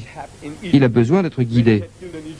Vous savez, après la Misha en Égypte, quand ils avaient tué un Égyptien, en voulant secourir un Juif, il avait frappé un Égyptien, et comme il était très fort, Moïse, paix sur lui, il n'était pas faible, il avait frappé cet homme, et l'homme en était tombé mort. Alors il avait dû quitter le pays pour avoir tué un Égyptien. À cause de ce crime, il était parti chez les Madianites. Il avait vu 2 jeunes filles en détresse qui essayaient de mener à l'abreuvoir leurs moutons et leurs chèvres, et les hommes autour profitaient de leur situation et de leur faiblesse. Alors Moïse, paix sur lui, était venu à leur rescousse et les avait aidés à abreuver leurs moutons et leurs chèvres. Elles retournent auprès de leur père.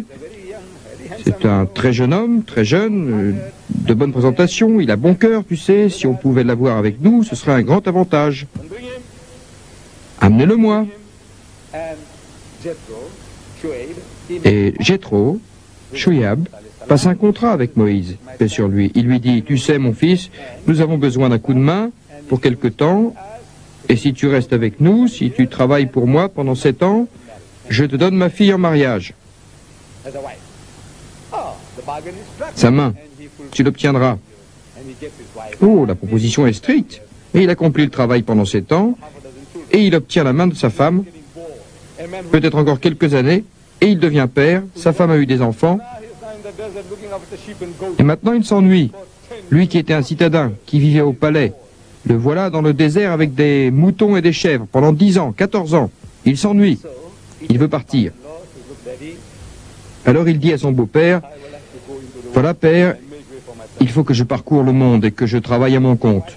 Écoute, mon fils, ta femme est à toi, tes enfants sont mes enfants, voici ta part de moutons et de chèvres, tu peux partir sans problème. Alors il s'en va au Sinaï. Il va d'un endroit à l'autre, d'une route à l'autre. Et je suppose qu'il a manqué de viande. Il avait ces pains secs que les Juifs mangent, maspos comme ils les appellent. Vous voyez le pain des Juifs, sans levure, ça se garde longtemps. Même si cela devient dur et sec, ça se conserve. Même s'il faut mâcher, mâcher, mâcher, ça ne moisit pas vite. Il en a. Mais s'il a envie de ses moutons et chèvres, faire un feu, les braiser, les sécher, les emporter. En fait, il sursoit. Cela nous arrive à tous d'être paresseux, de remettre au lendemain. Je le ferai aujourd'hui, je le ferai demain, je le ferai aujourd'hui, je le ferai demain. Parce que ce n'est pas facile de faire du feu. Ça prend une demi-journée. Un morceau de bois, une pierre qu'on frotte, une demi-journée. Alors il sursoit. Aujourd'hui, demain, il est partagé. Puis il voit. Allah, de son côté, la pâte. Allah va ferrer le poisson. Laisse-moi te montrer ce que tu désires, dit-il. Tu peux venir, approche. Je veux te parler. Il croit que c'est un homme qui a fait du feu. Et il pense aussi lui demander quel est le prochain village, le prochain endroit vers lequel il se dirige. C'est ce qu'il veut, c'est ce qu'il souhaite. Alors il ne mordra pas. Alors il dit à sa famille, voilà, j'ai vu un feu, peut-être pourrais-je en ramener une braise brûlante, un charbon brûlant, et alors, comme c'est facile de commencer, psh, psh, et voilà du feu, purement et simplement, facilement. Il souhaite qu'on lui indique le chemin pour la prochaine oasis. C'est ce chemin-là, mon ami, bonne réputation, bonne personne, des gens hospitaliers, vous avez encore 3 jours par là, 2 jours par là, et vous allez rencontrer des gens bien. Allah veut lui donner du feu, une rencontre, mais lui pense à un autre feu, à une autre rencontre, illusion.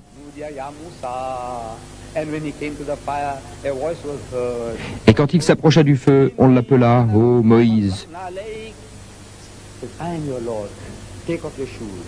je suis ton Seigneur, ôte tes chaussures. » Car tu es dans la vallée sacrée de Toa. 4 versets pour décrire la scène, un miracle de journalisme. Comme ça attire les gens. Vous écoutez le message, l'affichette. T'est-il parvenu l'histoire de Moïse et l'allusion au feu, le feu qui brûle dans le cœur des hommes depuis 3000 ans? Un guide, oui, guide l'humanité depuis des milliers d'années. Allah, c'est le miracle des miracles. Maintenant, pour nous, que représente ce livre? Ce livre est la parole de Dieu. Nous n'en doutons pas. Et Dieu le Très-Haut lance un défi à l'humanité, aux gens qui sont sceptiques, qui ne croient pas. Dis, si les humains et les génies s'unissaient les uns aux autres pour apporter quelque chose de semblable à ce Coran, ils n'apporteraient pas son pareil, même s'ils se soutenaient mutuellement. Vous ne serez jamais capable de produire quelque chose comme ce Coran, même si vous vous entraidez. C'est un livre. Dieu a dit, c'est mon livre. Qu'est-ce que cela veut dire pour nous? Cela veut dire que ce livre est le guide éternel pour vous et pour moi, pour l'ensemble de l'humanité. C'est la solution au problème de l'humanité. Mais nous sommes tous assis sur ce livre comme un cobra sur un pilotis. Nous l'étudions tous par cœur, nous le lisons, nous le récitons pour nous purifier, pour sawab, sawab, sawab, les récompenses, les récompenses. C'est du Coran que vous tirez votre sawab. Il n'y a pas de doute à ce sujet. Le prophète Mohammed, que les bénédictions et la paix de Dieu soient sur lui, a dit que quand vous récitez le Coran et que vous dites Alif Lam Mim, vous savez que Alif Lam Mim ce n'est pas un mot, ce sont 3 lettres, Alif Lam Mim. Quand vous dites Alif Lam Mim, a-t-il dit que vous recevez 10, 10 et 10 sawab? C'est 10 récompenses. Quand je récite, je les reçois toutes. Et vous qui écoutez, vous les recevez aussi. En disant Alif Lam Mim, j'en ai 30, 10, 10 et 10. Vous le dites 100 fois, les 100 fois 10. Vous les avez si facilement. Je le crois volontiers. Sawab pour cela. Des récompenses pour cela. C'est du bénéfice. Mais est-ce là le but du Coran? Juste des récompenses faciles à obtenir? Vous pouvez recevoir la récompense d'1 million. C'est du 10 contre 1. Voulez-vous faire une bonne affaire? Du 10 contre 1, ou même 1 million contre 1. C'est un gain extraordinaire. J'aime faire des affaires avec Dieu. J'aime faire des affaires avec lui, faire une vente extraordinaire. Je ne veux pas de ces 10, 10 et 10. On les a déjà, les 10, 10 et 10. Vous les aurez, de toute façon. Moi, je fais des affaires. Il est mon Seigneur. Il est prêt à vous donner sans compter si seulement vous le prenez, l'acceptez et l'introduisez dans votre vie. C'est un livre d'introduction qui vous dit quoi faire. Il vous parle de cet honneur qu'il vous a fait. Partagez-le avec les gens. Ne soyez pas égoïstes. Nous sommes de beaux égoïstes. Nous, les musulmans, nous sommes égoïstes par Dieu. Nous sommes très égoïstes partout. Je demande à mon frère, il est très régulier dans les récompenses. Je voudrais savoir d'où tu tires tes récompenses pour ton bénéfice et pour mon bénéfice. Masha'Allah. Et je lui demande, tu jeûnes tout un long mois? Il répond que oui. Et pour qui cela? C'est pour mon bénéfice. Oui, oui, oui, bénéfice pour toi. Tu donnes la zakat?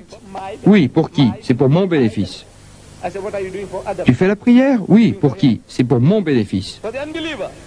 Tout ce que vous faites, c'est pour mon bénéfice, mon bénéfice, mon bénéfice. Moi, je vous demande, que faites-vous pour les autres? Que faites-vous pour eux? Pour les incroyants? Vous croyez qu'ils vont aller en enfer, les malfaiteurs? Oui, bien sûr. Allah le dit. Il ne pardonne pas aux malfaiteurs. Et donc ils vont en enfer? Oui. Que voulez-vous donc dire? Rien. Alors Dieu est content. Mais n'est-il pas une créature? N'est-ce pas une création de Dieu? Et Dieu est heureux qu'il aille en enfer? Alors que vous n'avez rien fait? Vous savez, il nous a donné un slogan, il y a 1400 ans. Il a donné aux musulmans un slogan. Nous l'appelons Talbiya en arabe.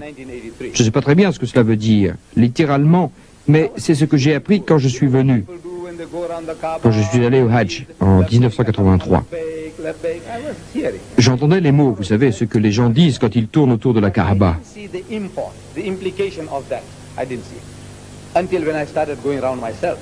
J'ai appris ça, mais je ne voyais pas ce que cela impliquait. Je ne voyais pas. Jusqu'à ce que je commence à faire les circonvolutions moi-même.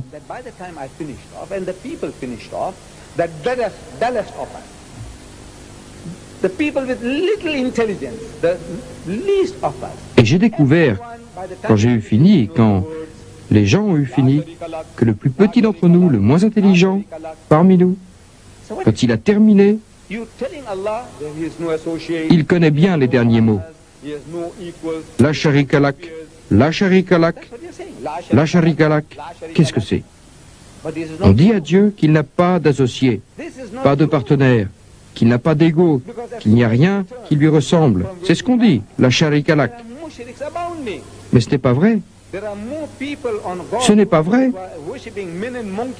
Parce que dès que vous retournez d'où vous êtes venu, il y a davantage de malfaiteurs tout autour de vous. Il y a plus de gens sur la terre, de dieux qui vénèrent des singes, des éléphants, des serpents de nos jours, qui vénèrent Satan, que de gens qui vénèrent Dieu. Or, vous avez dit la sharika lak. Nous emportons tous quelque chose de la Mecque et de Médine. Nous emportons de l'eau de Zemzem de la Mecque, des dattes de la Mecque, et nous achetons un tas de choses, très bon marché à la Mecque. Et nous flânons un peu avant de rentrer chez nous, où nous prenons le titre de Haji. Nous sommes Haji. Nous avons fait le Haji. À l'époque, je croyais que ce titre était facilement donné. Vous savez, prendre l'avion, voyager dans un avion, à air conditionné, être dans un hôtel avec l'air conditionné, et on devient un Haji. Et alors? Mais par Dieu, je vous le dis, je peux témoigner que si vous êtes passé dans tout le processus, vous le méritez, le titre de Haji. Vous le méritez de toute façon. Vous l'avez fait pour Dieu. Si quelqu'un me payait des millions pour y retourner avec femme et enfants, je ne le ferais pas. Mais pour Dieu, je le ferai. Quand on va à l'endroit où on jette des pierres, je me le rappelle. Moi, quelqu'un m'a atteint avec une pierre et j'ai saigné. J'en ai perdu ma montre. Ma montre s'est détachée. J'ai perdu mes chaussures. Je suis tombé par terre. Et je peux vous le dire, si ça n'avait pas été des Pakistanais, s'il n'y avait pas eu les Pakistanais, je vous le dis par Dieu, je serais mort ou à l'hôpital aujourd'hui.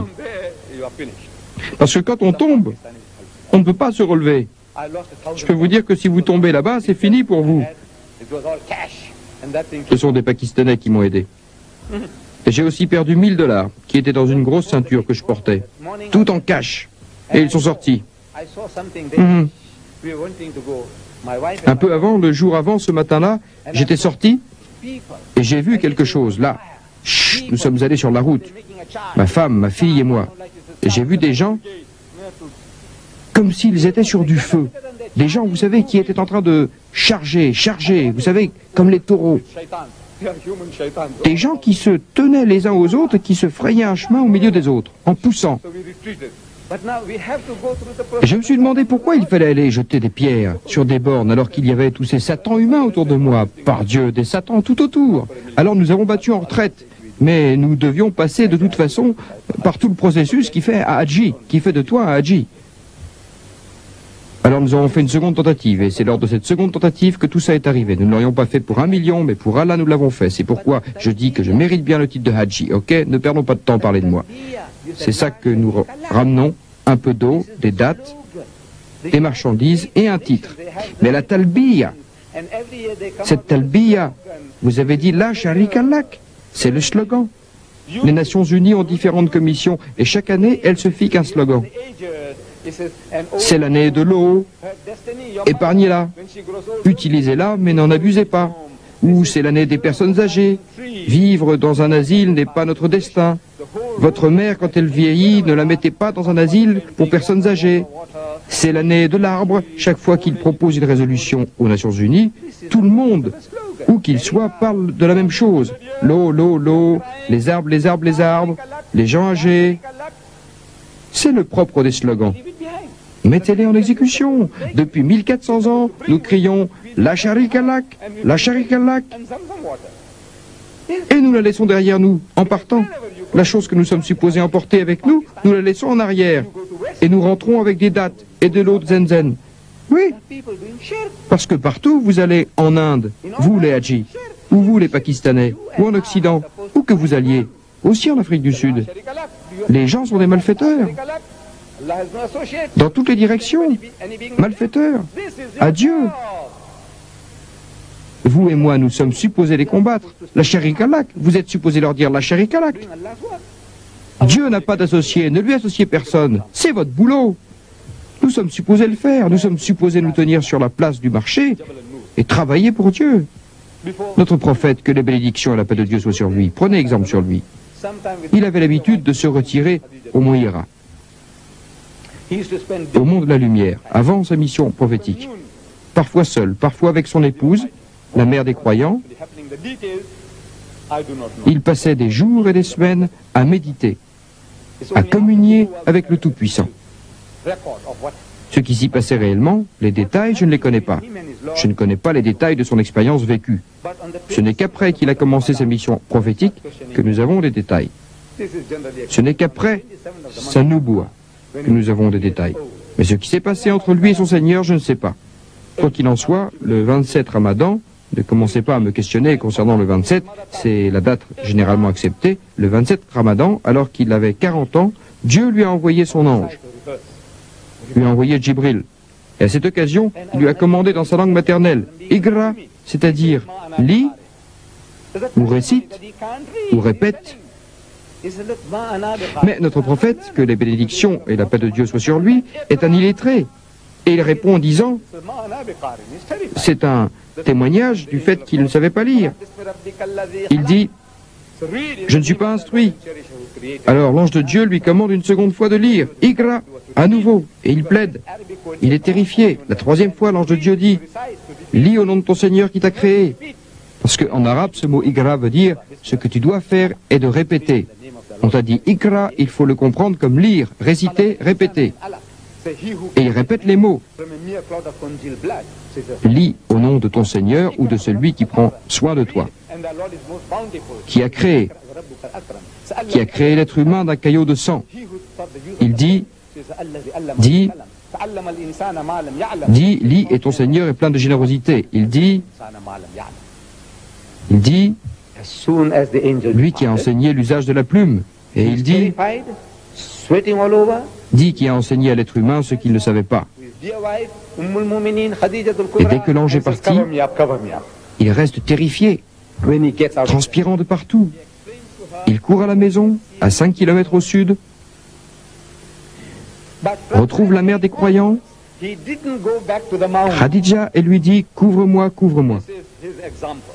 He didn't go Quand back il revient à lui, il lui explique ce qu'il a vu, ce qu'il a entendu. to the Ghar Hira, Jabal an-Nur. Finish. Mais à partir de ce jour-là, il n'est plus retourné à la montagne. Voilà son exemple. Il n'y est plus jamais retourné. Non, fini. He's accosting people. Le mont Hira, fini. Qu'est-ce que cela veut dire? Where you come from? It's Yaman. Il est sur la place du marché, Revealed to me that he's but one Allah. il est dans le bazar, dans le souk. Que fait-il? Another man. Salam Il aborde les gens. Where you come from? It's Yathrib, wal Madinah. Ah, salam alaikum. Wa alaykum al-salam. D'où venez-vous? Like a madman. Du Yémen. Il dit, vous savez, Allah m'a révélé qu'il n'y a qu'un seul Dieu et que je suis son messager. Un autre homme vient. Salam alaikum. D'où êtes-vous? Il répond, de Yatib, l'ancien nom de Médine. Il dit, Allah m'a révélé qu'il n'y a qu'un seul Dieu et que je suis son messager. Et vous savez, il l'appelait This is where you and I Majnoun. Et Allah a dû témoigner. lakum fi rasulillahi uswatun hasana. Par la grâce de Dieu, votre compagnon n'est pas fou ni possédé. This is the example he set us. You and I. Il le croyait fou, And in the marketplace, mais il faisait son boulot, son œuvre. proclaiming the unity C'est ce que vous et moi sommes supposés faire. Dieu dit, Call them. He said, Rama is God, is Allah Sharif. et certainement dans le messager de Dieu, il y a pour vous le meilleur exemple. God is Allah Sharif. Allah. Voilà l'exemple qu'il a laissé. Vous et moi, nous sommes supposés nous tenir sur la place du marché et proclamer l'unicité de Dieu. I know you are terrified. Tous les malfaiteurs qui m'entourent et qui vous entourent, appelez-les, dites « Oh mon Dieu, la Sharika Lak ». Aux chrétiens autour de vous, dites « Oh mon Dieu, la Sharika Lak ». Aux juifs autour de vous, dites « La Sharika Lak ». Aux bouddhistes autour de vous, dites « La Sharika Lak ». C'est votre boulot, mon boulot, mais je sais que ça vous terrifie. Nobody will hurt you physically. Vous êtes terrifiés. Then what I we have Moi aussi, je vous le dis. C'est effrayant. of ridicule Vous savez, de nos jours, on ne vous jettera pas des pierres. of his rocker. Par Dieu, si vous le faisiez, personne ne vous ferait du mal, ne vous crucifierait. Dr. Billah is mad. Yes, Alors, de quoi avons-nous peur? Du ridicule. we are terrified. People Du qu'en dira-t-on? thinking maybe you had Qu'est-ce que les gens vont dire? Ils vont dire que Didat devient gâteux. taken some drugs. Il est fait pétrifié à cette idée. Moi je vous dis, vous savez, il y a une autre façon de faire. Vous pouvez vous sortir de cette difficulté, nous l'avons découvert. Shouting. On dit que la nécessité est la mère de l'invention. La nécessité. Vous voulez faire quelque chose? You know, there is another. Alors trouvez le moyen d'agir. Vous savez, je ne sais pas me tenir sur la place du marché. Mother of invention. Necessary. Je l'ai presque fait à Mouassa, You want to do something? à un endroit appelé Mambertayari. Les gens qui connaissent Mombasa le connaissent. You know, I. Il y a là un arrêt de bus. J'ai fait savoir que j'étais là, à l'arrêt de bus, sur un tambour. Je suis monté sur le tambour At a place et j'ai commencé une conférence. people who know. Il y a eu des gens qui étaient d'accord et qui m'ont encouragé. I went and delivered lectures in the Mais à Durban, je n'ose pas. in the Basra. À Londres, je n'ose pas le faire. Stood on a drum and with a Je l'ai fait là-bas parce que tout le monde était fou, comme moi. Alors ça n'avait pas d'importance. encouraged me. But in Durban, J'ai dit que la seconde chose, I can't. In London, la nécessité est la mère de l'invention. I did. Nous avons inventé une idée. Everybody was mad. Like De nos jours, it didn't matter. nous savons capturer I said the second. les bons génies. I said necessary. Dans l'ancien temps, on parlait des djinns. We invent. Ce sont des êtres qu'on peut appeler He said, et à qui on demande de faire des choses. we are able. Comme Aladdin et la lampe merveilleuse. Vous frottez la lampe et les djinns viennent vous demander ce qu'ils peuvent faire pour vous. You know the old. Les djinns modernes qui sont dans votre contrôle, ces djinns qui obéissent, ce sont les stations de télévision, de radio Like et les écrans vidéo. you rub the lamp and the jinn C'est comes ça. in and you tell him what to do for you. Les djinns sous votre contrôle, Jinn. je peux les utiliser, et vous aussi. Regardez, c'est si facile. Regardez à Durban, dans ce pays, Monitor. l'Afrique du Sud. VCR. Vous savez, le pays de l'apartheid. Control. Un pays raciste, très oppresseur. Le monde entier le trouve dégoûtant. Cette nation est dégoûtante. Ma nation est dégoûtante. In Durban, Mais cette nation me donne cette liberté. South Africa, you know the land of apartheid. Regardez, A race elle me donne cette liberté. very oppressive. The whole world Dans les rues, dans les magasins, dans les bazars. thinking. Regardez ce que je fais. Think. Je mets un écran vidéo à la fenêtre.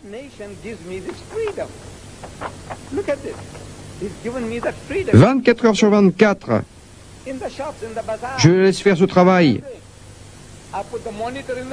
Et il parle 10 heures par jour, 20 heures par jour, cette machine. Je laisse cette machine faire le travail. Ils sont sous mon contrôle, les voilà. Est-ce qu'on me trouve fou? Non, on ne le pense pas. Et personne n'y trouve à redire. Personne ne me dit Dida, t'es fou. Personne ne le dit. Parce que ce n'est pas moi qui suis là. Je fais le travail sur le marché. Ça, c'est à l'extérieur. C'est à l'extérieur parce que à l'intérieur, tout est plein. Voici une autre photo.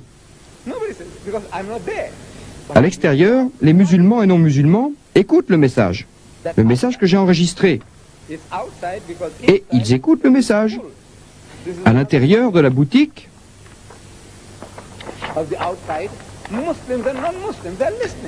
à l'intérieur, les gens s'assoient confortablement. Les gens s'assoient confortablement et regardent.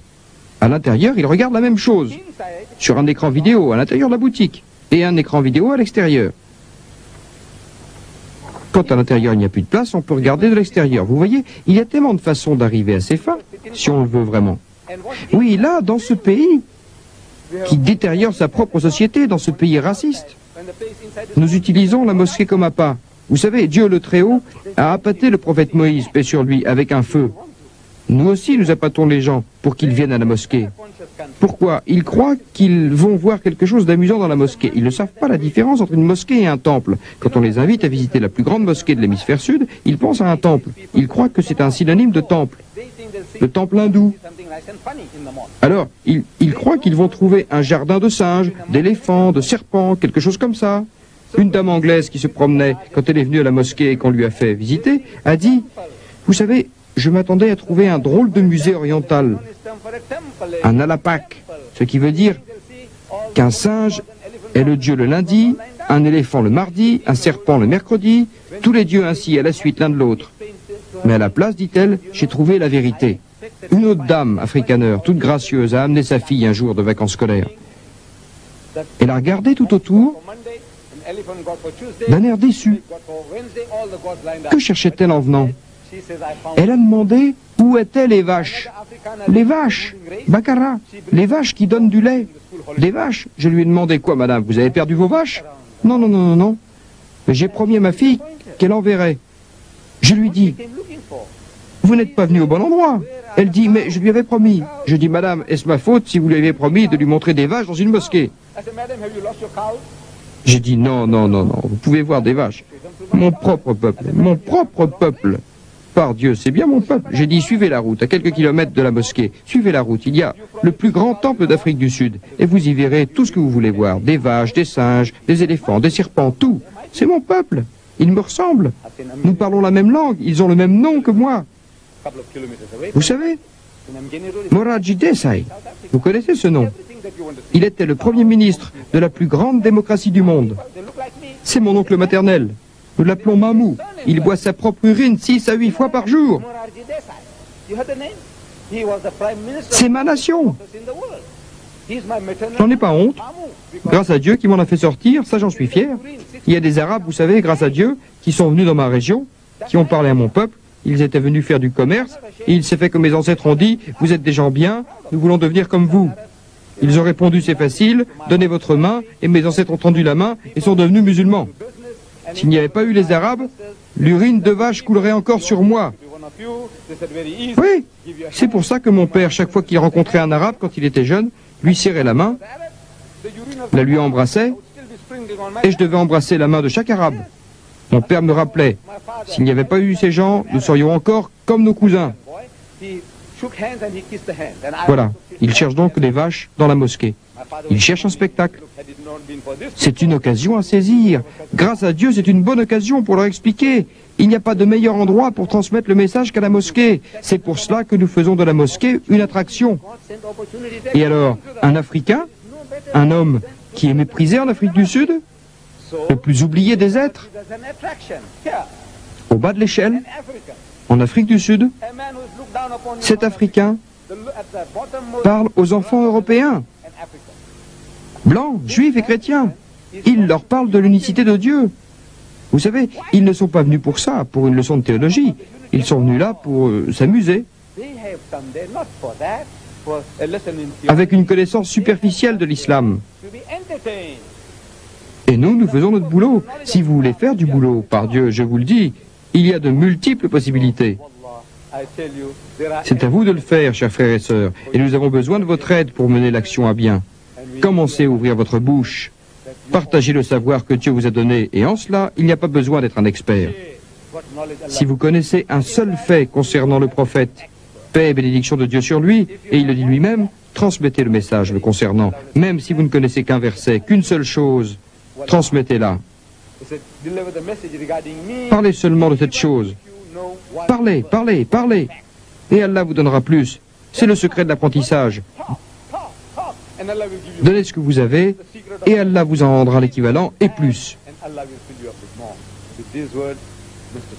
Sur ces mots, Monsieur le Président et mes chers frères et sœurs, je suis très reconnaissant au département de l'information de m'avoir donné cette merveilleuse opportunité de venir vous parler. En fait, je viens dans cette partie du monde pour remercier ceux qui m'ont aidé, m'ont projeté vers l'Amérique, m'ont propulsé en Amérique, pour mener la bataille contre ce géant Goliath, Jimmy Swaggart. Je suis venu...